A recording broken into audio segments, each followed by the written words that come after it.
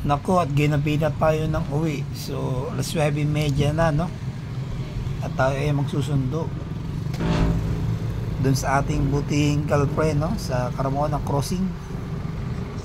So, tayo ay galing ng trabaho at overtime tayo, ano, mga boss.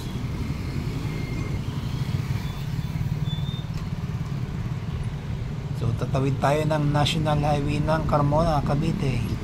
So ayan, nalabas na tayo National Highway, no? So medyo maingay ng konti yung aking rear brake, ano, sa likod. So medyo upod na aking drum brake. At palitan na rin, ano, mga boss.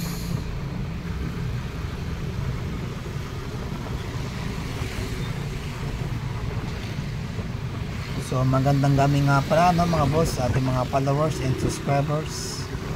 Ito nga pala si Boss Matic Moto.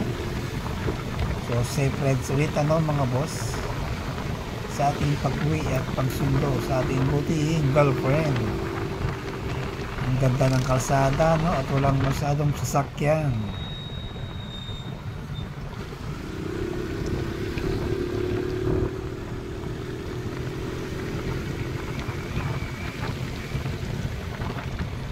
Oops, may nakikita tayong checkpoint, ano, mga boss. So tayo ay tatabi, ano, baka tayo mapagalitan ng pulis. So PNP checkpoint, no, so Cavite. Magandang gabi, Chief. Ay, yan lang sir, sabi niyan po. Saan po lakad nyo? Pauwi na sir, Laguna po. Saan? San Pedro po. San Pedro? Sa ano po? Boundary. Boundary sir. License po. Registro. 2032. San Pedro. Okay. Thank you sir. Registro mo? Ay, register sir. Anong year model to, kuya? 14 sir. 14 ka. Click.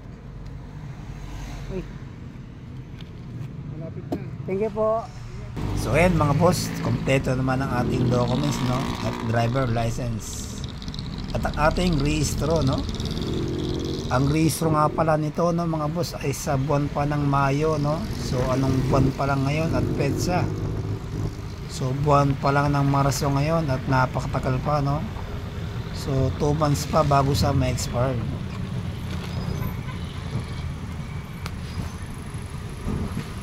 So bakit nga pala tayo kinakabahan lagi, no, pag may checkpoint? So kahit kompleto naman yung ating documents, no, driver license at rehistro. So yun yung palaging natin naririnig, no, sa mga community riders.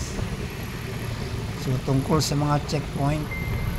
So hanggang dito lang muna ating video, ng mga boss. Boss Matic Moto. So ingat po tayo palagi. So ngayong gabi, no, siguro mga 9:45 na, no.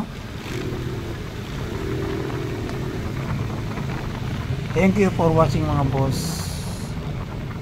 Enjoy rides.